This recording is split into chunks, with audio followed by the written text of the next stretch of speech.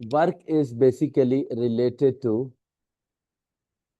According to physics, अगर आप study कर रहे हैं तो आप काम नहीं कर रहे हैं।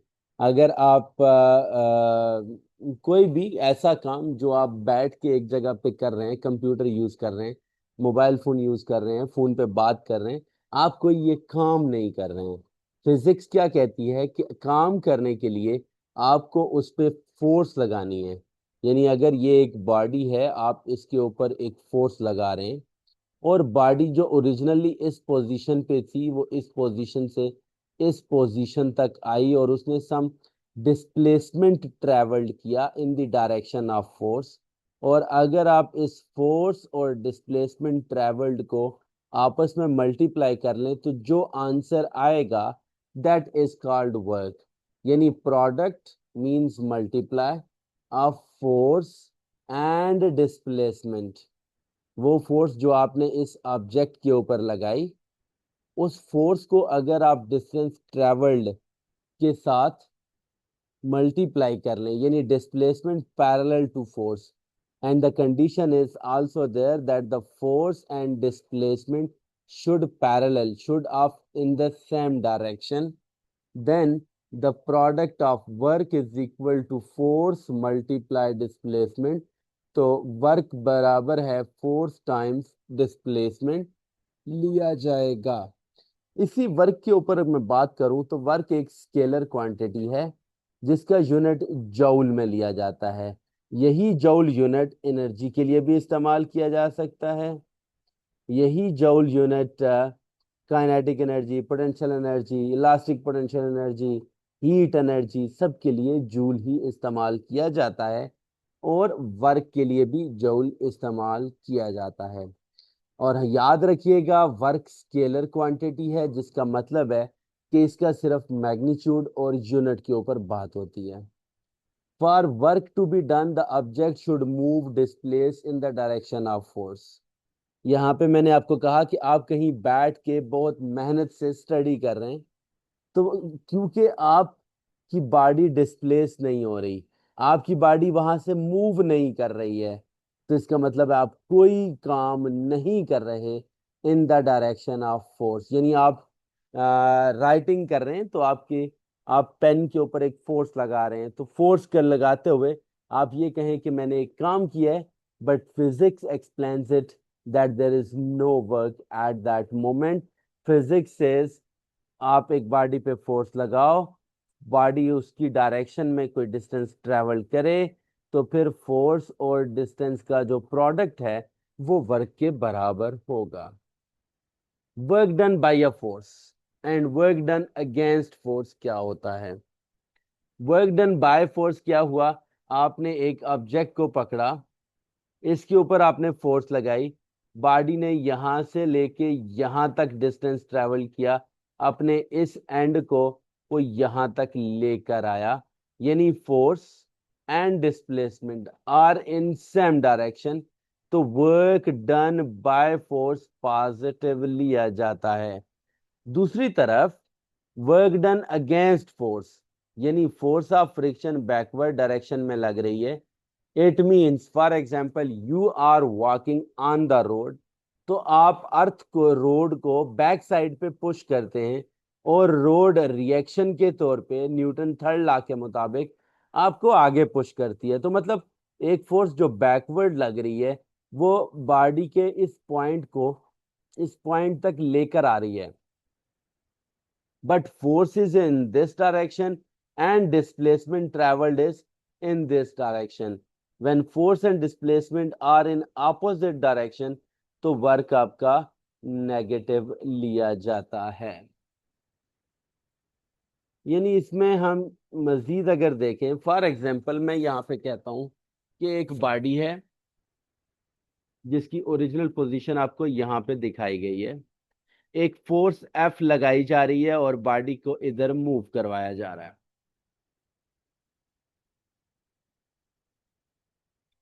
नंबर वन पे जो चीज आपको समझ आ रही है, एग्जाम्पल के तौर पे उसने वेट दिया 100 न्यूटन। यानी आप ये कह लें कि अगर मैं कहूं कि उसका मास कितना है, तो आप इसको डिवाइडेड बाई 10 कर दें तो आपको 10 kg मैस मिल जाएगा। अब यहाँ पे अगर बात करूं कि गाड़ी यहाँ पे खड़ी है या ब्लॉक यहाँ पे खड़ा है, तो वेट डाउनवर्ड एक्ट कर रहा है।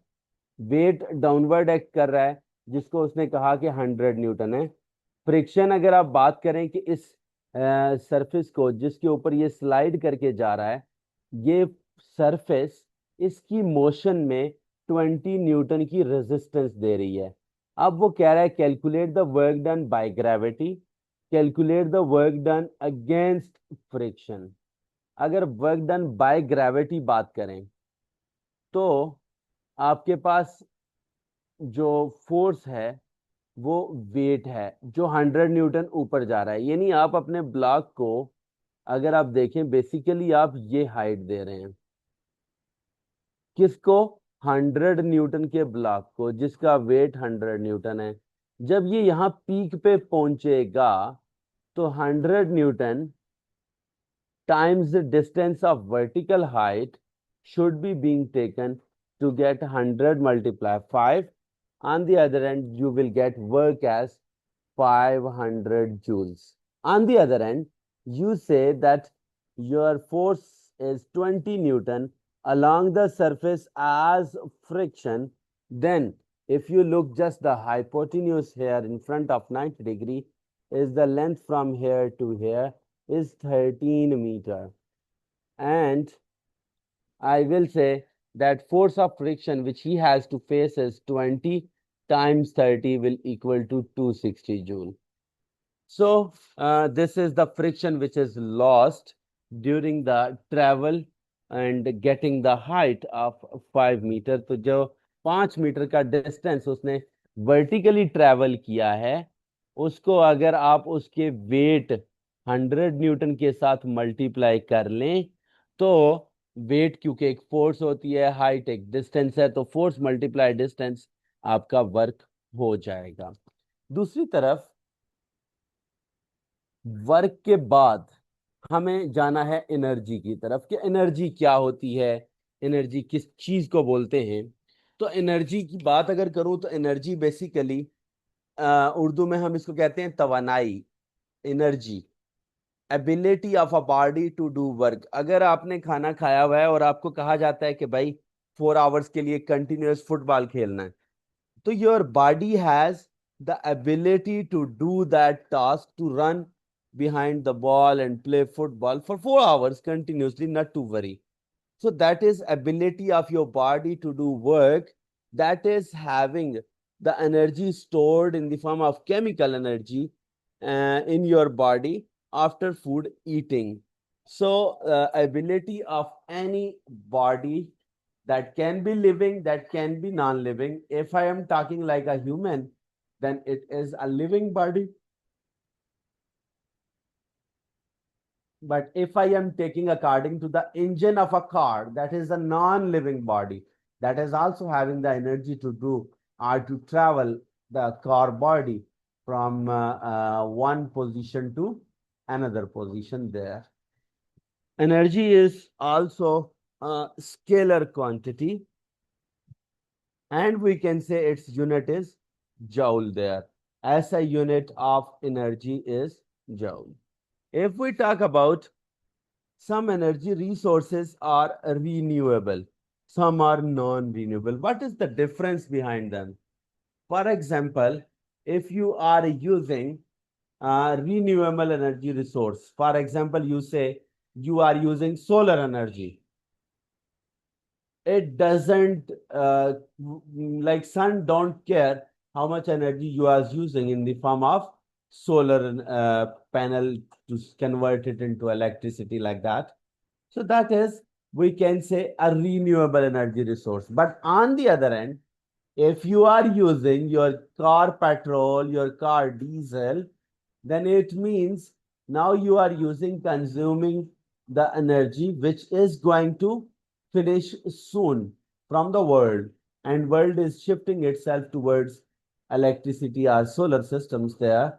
It means that we can say the energy resources which are not able to be recycled soon, Like for example, you take petrol. One time you use to drive your engine, you can't go for reuse because that fuel, that diesel, that petrol is produced due to bacterial action under high temperature and pressure inside the soil, due to bacterial action or fungal action there. So we can say that all those energy resources which are related to mining, which are related to extracting from the earth in the form of coal, diesel, petrol, jet fuel oil, paraffin oil. So all of these are extracted from sedimentary rocks in the form of petroleum material, which is reddish black like that. And we will say all those are called non-renewable. Renewable, one more example, like the water from the ocean is evaporated and coming back to fall in the form of rain on mountains that is very far away from the ocean. And the rain is throwing that water over the mountains, and mountains start to melt there. Sorry, on the mountains it is raining and water passing through the rivers and lakes again and again coming back. So this process is recycled on daily basis. So that is called a renewable energy resource there. Resources that can be reused once exploited are called renewable energy resources. Non-renewable resources which cannot be reused once exploited. For example, you are taking solar as a renewable. Wind turbines, in mostly American movies we observe this. Waves, tidal, due to gravitational pull of moon for 24 hours, two times big tides or big waves are produced on the surface of ocean, whose potential energy can be used over the turbine to produce electricity. Geothermal energy, as we know that the outer part of earth has coolened down. बाहर वाला जो हिस्सा है वो ठंडा हो चुका है, अंदर आग है, अंदर हीट है। तो आप ड्रिलिंग करके, माइनिंग करके सरफेस ऑफ अर्थ को अंदर से जहां हॉट है, उस एनर्जी को अगर आप यूज करते हैं तो जियोथर्मल भी रीन्यूएबल एनर्जी रिसोर्स में जाता है। बायोगैस, आप प्लांट्स को, ट्रीज को, उनके कुछ पार्ट्स को बर्न करते हो, बायोगैस बनाते हो। हाइड्रो इलेक्ट्रिक पावर प्लांट, जितना भी के इलेक्ट्रिक या वापसा जो है वो प्रिपेयर कर रहा है, that is called being produced because of the renewable energy resource. Non renewable में आपका कोल आ गया, ऑयल में आपका पेट्रोल, डीजल सब कुछ आ गया, नेचुरल गैस आ गई, और उसके अलावा न्यूक्लियर मटेरियल जिसे हम यूरेनियम कहते हैं, जो एटम बम वगैरह में यूज होती है। तो ये सारे के सारे मटेरियल्स नॉन रिन्यूएबल, यानी एक दफा एक्सप्लॉइट हो गए, खत्म हो गए, तो दोबारा इजीली प्रोड्यूस नहीं किए जा सकते, दोबारा उनको रीयूज नहीं किया जा सकता, रिसाइकल नहीं किया जा सकता। आगे अगर हम टाइप्स ऑफ एनर्जी की बात करें, सर टाइप्स ऑफ एनर्जी में सबसे पहली चीज काइनेटिक एनर्जी आती है, यानी अगर कोई बॉडी मोशन में है, फॉर एग्जांपल आप रनिंग कर रहे हैं, तो आपके पास काइनेटिक एनर्जी मौजूद है। वो एनर्जी लाइक समथिंग, कुछ बुरा होता है, अल्लाह ना करे, आप किसी चीज से हिट होते हैं, आप खुद भी हर्ट होंगे, आप उस चीज को भी हर्ट करेंगे। मोस्टली अगर आप रनिंग कर रहे हैं और घर पे कोई बेबी गेस्ट वगैरह आ रहे हैं, तो definitely if they will get hit with you, that baby girls or boys, then they will fall down. It means the kinetic energy content by your body while you are running is going to disturb the baby walk there or someone else there. On the other end, potential energy. Potential energy is basically energy present in body due to position, due to shape, like that. For example, आप अपने phone को table के ऊपर रखते हैं, तो गलती से अगर आपका हाथ लगता है और फोन नीचे गिरता है, तो क्या होता है? फोन टूट रहा है, फोन ने एक नॉइस प्रोड्यूस की है, फोन ने एक हीट प्रोड्यूस करने की कोशिश की है। इट मींस उसके अंदर ग्रेविटेशनल पोटेंशियल एनर्जी जो पोजीशन ऑफ टेबल की वजह से स्टोर्ड थी, जो कहाँ से मिली उसको, वो आपके हैंड्स के मसल्स के दरमियान मौजूद एनर्जी की कन्वर्जन के बाद मिले। सो we can say gravitational potential energy is the energy source, energy type of energy which is present in a body due to its position there. After that बात करता है elastic potential energy.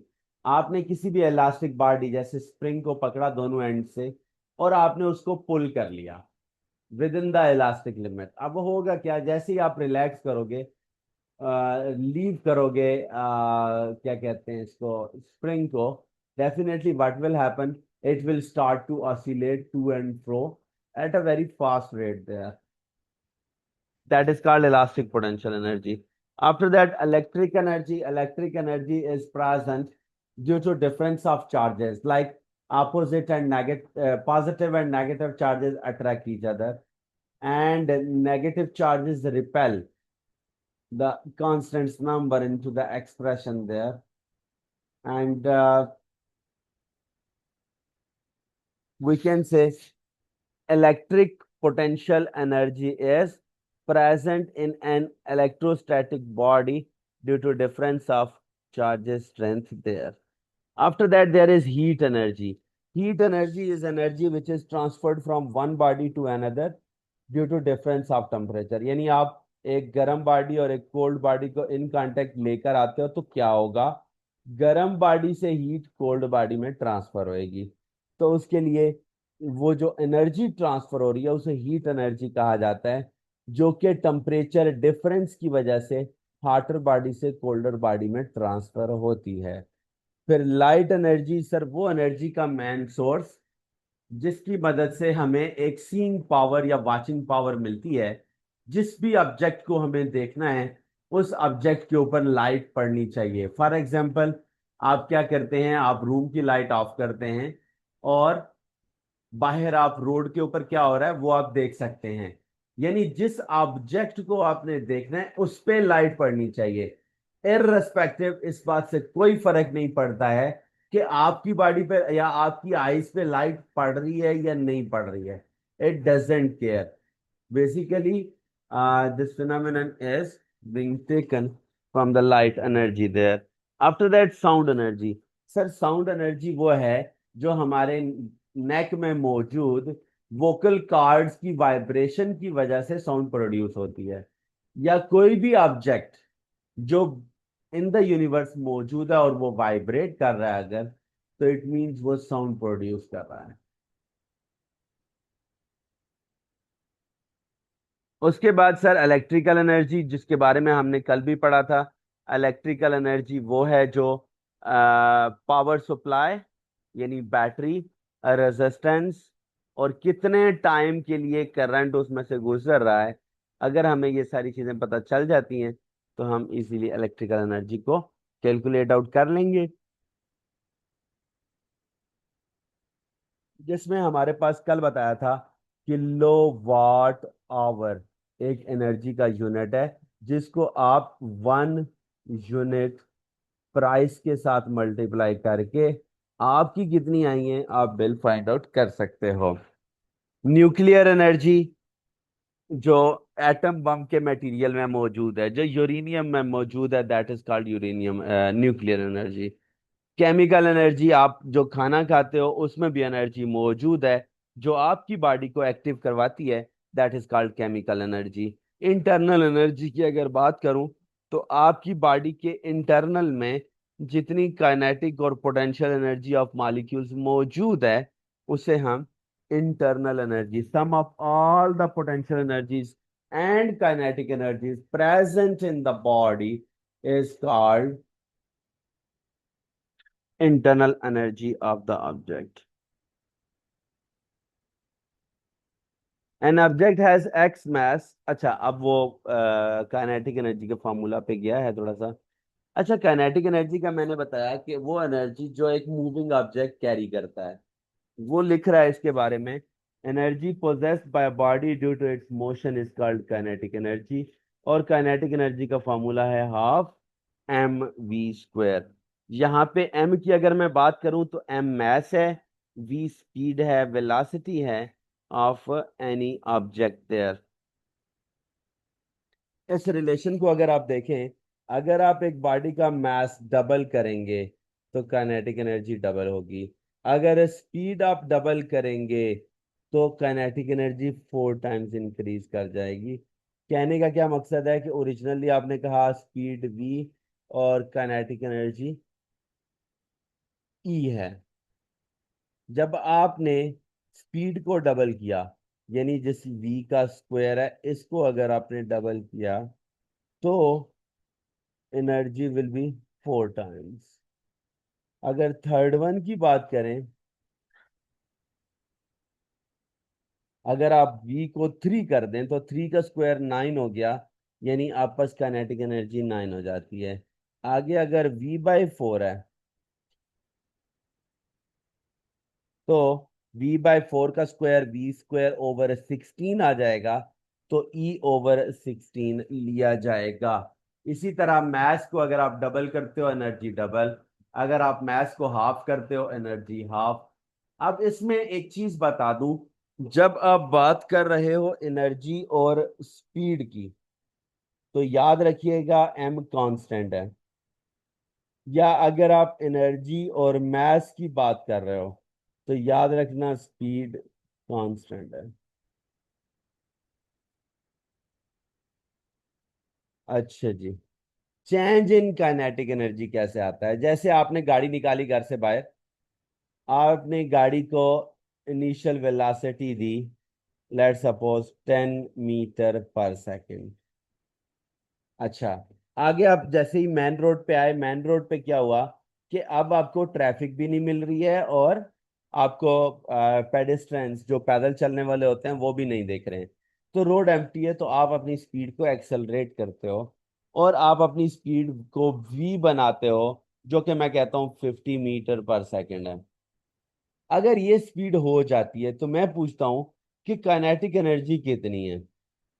Change in kinetic energy कितना आया है कि आपने speed को 10 से 50 तक इंक्रीज कर दिया है। तो अब आप उसी तरह से वैल्यूज को पुट इन करके चेंज इन काइनेटिक एनर्जी निकाल सकते हैं। v यहाँ पे फाइनल वेलोसिटी है और u यहाँ पे इनिशियल वेलोसिटी है। जैसे वो कहता है स्पीड ऑफ कार है 14 metre per second, speed of a car of 60 kg increases from 8 to 14 metre per second. 8 आपकी यू हो गई, 14 आपकी वी हो गई, तो 14 - 8 v² - u² इंटू 1/2 600। यहां से अगर आप निकालना चाहें 2 को 300 टाइम्स, और उधर से 14 का स्क्वायर 196 -64, और उसको सब्ट्रैक्ट करके फिर आप 300 से मल्टीप्लाई करेंगे तो 39,600 जूल्स आ जाएगा। उसके बाद सर अगला पार्ट आता है gravitational potential energy. Gravitational potential energy क्या है, जिसके बारे में मैंने बताया कि ये पोजीशन की वजह से प्रोड्यूस होने वाली एनर्जी है। पोजीशन की वजह से मतलब कहने का क्या है, energy possessed by body due to its position in gravitational field. यानी अगर आप top of the house, 5th floor तक हाउस बना हुआ है, आप टॉप ऑफ हाउस से अगर एक लैपटॉप को नीचे गिराते हो तो 100% चांसेस के वो आपके पास से ब्रेक हो जाएगा ऑटोमेटिकली। अगर वही लैपटॉप आप 1st फ्लोर से नीचे फेंकते हैं, टोटल 5 फ्लोर हैं, तो अब क्या होगा कि उसके कुछ पीसेस जो हैं वो नॉट ब्रोकन में रहेंगे। इट मींस जैसे जैसे आपकी पोजीशन मोर हाइट गेन करती है तो पोटेंशियल एनर्जी उतनी इंक्रीज करती है। मैथ्स भी अगर आप डबल करते हैं तो भी प्राइस जो है ऑटोमेटिकली वो भी इंक्रीज करती है। अच्छा, ग्रेविटेशनल पोटेंशियल एनर्जी के लिए जो फार्मूला हम यूज करते हैं वो होता है mgh। आगे हमने काइनेटिक एनर्जी का यूज किया था, जिसे हमने लिखा था 1/2 mv²। अभी हमारे पास है gravitational potential energy m mass g 9.81 या 10 metre per second square, and h is the height which is being used for finding the potential energy to be multiplied there. Gravitational potential energy can be abbreviated, उसको हम short form में GPE भी लिख सकते हैं। For example, आपने क्या कहा कि ओरिजिनली बॉडी यहाँ मौजूद है। आपने क्या किया, आपने बॉल को अपवर्ड डायरेक्शन में थ्रो करा।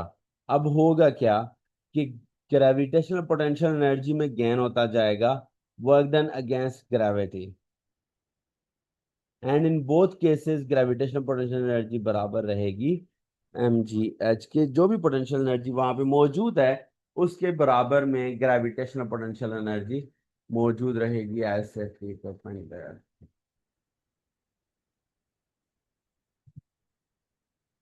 उसके बाद सर जी ग्रेविटेशनल पोटेंशियल एनर्जी हो गया, तो यहाँ पे आके वो law of conservation of energy की बात करता है कि ना तो आप एनर्जी बना सकते हो, ना ही आप एनर्जी को तबाह कर सकते हो।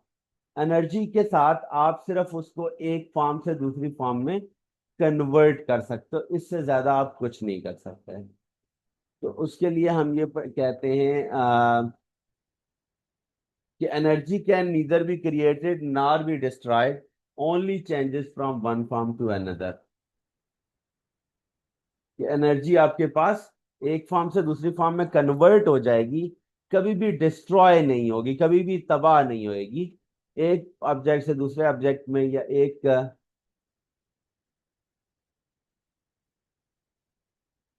फॉर्म से दूसरी फॉर्म में जाते हुए कुछ ना कुछ एनर्जी लॉस भी होएगा। जैसे बर्निंग ऑफ फ्यूल में, अब पता है फ्यूल के अंदर केमिकल एनर्जी मौजूद है, तो वो किस में कन्वर्ट होएगी? वो, अगर आप फ्यूल को बर्न कर रहे हैं इन द विंटर सीजन, तो आप उससे हीट ले रहे हैं जो यूजफुल फॉर्म में आ रही है, और कुछ लाइट एनर्जी भी एमिट हो रही है जो आपको नीड नहीं थी, एज वी कैन से एक एक्स्ट्रा प्रोडक्ट के तौर पे लाइट प्रोड्यूस हो गई। Working of a wind turbine, जो मैंने कहा मोस्टली अमेरिकन मूवीज के अंदर हमें देखने को मिलता है। काइनेटिक एनर्जी ऑफ विंड, तेज हवाएं चल रही होती हैं, उनको फैंस के ऊपर लाया जाता है, और वो फैंस को, टरबाइंस को, ब्लेड्स को इनेगुरेट करते हैं, और फिर एंड पे इलेक्ट्रिकल एनर्जी और हीट एनर्जी प्रोड्यूस हो जाती है। यानी आपने तेज हवा की एनर्जी को टरबाइन के ब्लेड्स की काइनेटिक एनर्जी में कन्वर्ट किया। फिर टरबाइन जब फास्टली मूव करना शुरू हुई तो इलेक्ट्रिकल एनर्जी और हीट प्रोड्यूस हो गया। तो इस तरह से हमारे पास एनर्जी कन्वर्जन की दो एग्जांपल्स कोड की गई हैं। थर्ड वन पे कहता है working for of a solar panel. Solar panel क्या करता है, लाइट एनर्जी को पकड़ता है, उसको एब्जॉर्ब करता है, और फिर उसको कन्वर्ट करता है इलेक्ट्रिकल एनर्जी में। तो सोलर पैनल लाइट एनर्जी को इलेक्ट्रिकल एनर्जी में कन्वर्ट करते हैं। Working of a thermal power plant, chemical energy आपने पकड़ी, थर्मल पावर प्लांट के अकॉर्डिंग थर्मल पावर प्लांट में क्या होगा, केमिकल एनर्जी इन कोल या फ्यूल आपको मिल गई, आपने उसको बर्न करा, बर्न करने से आपको हीट एनर्जी मिली, हीट एनर्जी आपकी काइनेटिक एनर्जी ऑफ टरबाइन में कन्वर्ट हुई, वहां से आपकी टरबाइन जनरेटर के साथ कनेक्ट होने की वजह से वो यहाँ पे मौजूद है। उसके बाद sir combustion of a fuel produces heat that converts water to steam, and high pressure steam turns the turbine, and which is in turn runs the generator to produce electricity. So overall आप ये कह लें कि combustion की मदद से आप electricity कैसे प्रोड्यूस कर सकते हैं। आप फ्यूल को बर्न करें, उस फ्यूल को जो फ्यूल के अंदर एनर्जी स्टोर करें, उसकी मदद से हम इलेक्ट्रिसिटी प्रोड्यूस कर सकते हैं। Ball falling from height in vacuum, no air resistance, gravitational potential energy to kinetic energy. आपने अपने top of building of the house के ऊपर से एक बॉल को रिलीज किया। रिलीज करने के बाद क्या होएगा कि एयर में कोई ना कोई रेजिस्टेंस मौजूद है, तो gravitational energy potential energy is equal to kinetic energy plus heat. यानी अगर आप उसके मैं अपने मास को, उस स्पीड को अगर ओवरऑल लिख के अगर आप एनर्जी निकाल दी, तो आपने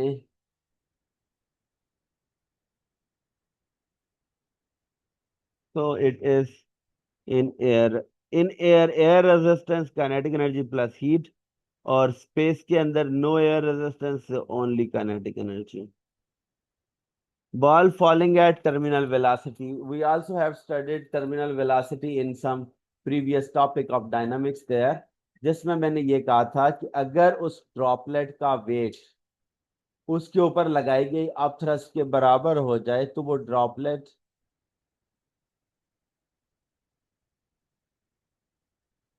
उस ड्रॉपलेट में मौजूद पोटेंशियल एनर्जी हीट एनर्जी में कन्वर्ट होगी, और वो कांस्टेंट वेलोसिटी के साथ नीचे आएगा। जैसे एक सी डाइवर या एक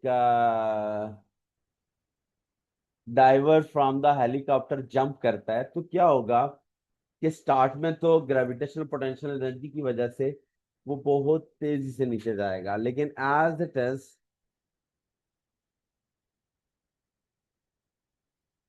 we can say gravitational potential energy heat energy में जाएगी। Car moving on a level road, same height है, कांस्टेंट स्पीड है, सिर्फ हीट की बात करूंगा।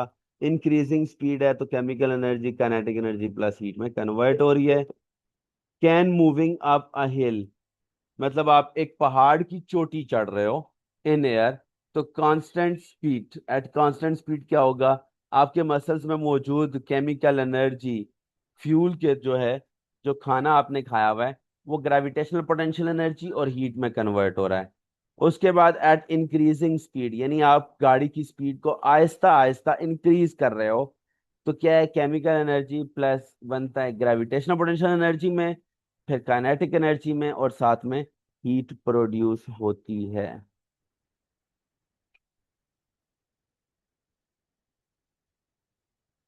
लास्ट में सर जी इसके पास आता है पावर क्या होता है। सर अगर मैं आपसे ये कहूं कि आप 10 ब्रिक्स, 10 10 ईंटों को, 10 ब्रिक्स को आपने ग्राउंड फ्लोर से उठा के फिफ्थ फ्लोर में लेके जाना है, तो आप क्या करते हो, आप बेसिकली वर्क कर रहे हो अलोंग द हाइट। तो वर्क को, उस काम को आप कितनी देर में खत्म करोगे, यानी 10 प्लेट्स ओनली, कुछ हैं जो 2 प्लेट्स लेकर जाएंगे 1 टर्न में, कुछ हैं जो 3 लेकर जाएंगे, कुछ हैं जो 4 लेकर जाएंगे।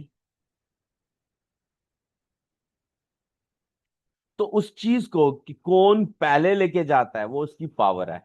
कौन कितनी ज्यादा ब्रेक्स कम टाइम में लेकर जाता है, उसकी पावर सबसे ज्यादा होगी। यहाँ पे उसी मैथमेटिकल टर्म को कैसे एक्सप्रेस करते हैं, कैसे उसको डिफाइन कर सकते हैं, तो rate at which work is done is called power, rate at which energy is converted is called power. Power की अगर बात की जाए तो वर्क ओवर टाइम, पावर की अगर बात की जाए तो energy over time. Power is equal to W over T, ऐसा यूनिट इसका वाट होता है, और स्केलर क्वांटिटी इसकी आइडेंटिफिकेशन है कि पावर एक स्केलर क्वांटिटी है। बस याद रखिएगा फार्मूला पावर का, वर्क ओवर टाइम। इसी पावर को मैं, वर्क का ऊपर मैंने फार्मूला लिखा, power is equal to force multiply displacement over time. यानी मैं पावर को इस वर्क की जगह अगर एफ मल्टीप्लाई डी कर दूं ओवर टी, तो ये भी पावर का फॉर्मूला है। अगर मैं इसको D by T, displacement over time taken, जो कि वेलोसिटी के बराबर होता है, तो power is equal to F multiply V करके हम यहाँ पे पावर को रिटेन कर सकते हैं। उसके अलावा बाजुकात हम M G H over T करके भी पावर निकाल सकते हैं।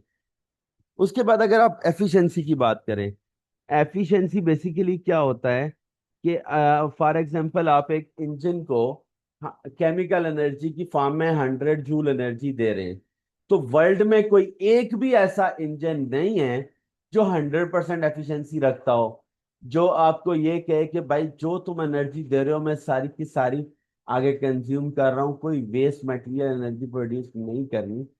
तो फिर उसके लिए हम ये कहते हैं कि आउटपुट एनर्जी जो आपको एज आउटपुट मिली, वेस्ट एनर्जी को छोड़ दें, ओवर इनपुट एनर्जी, जो इनपुट एनर्जी आपने उस इंजन को उस मशीन को दी है, दोनों की अगर रेशो ले ली जाए तो that is called efficiency. Output over input times 100 is called efficiency of the machine of the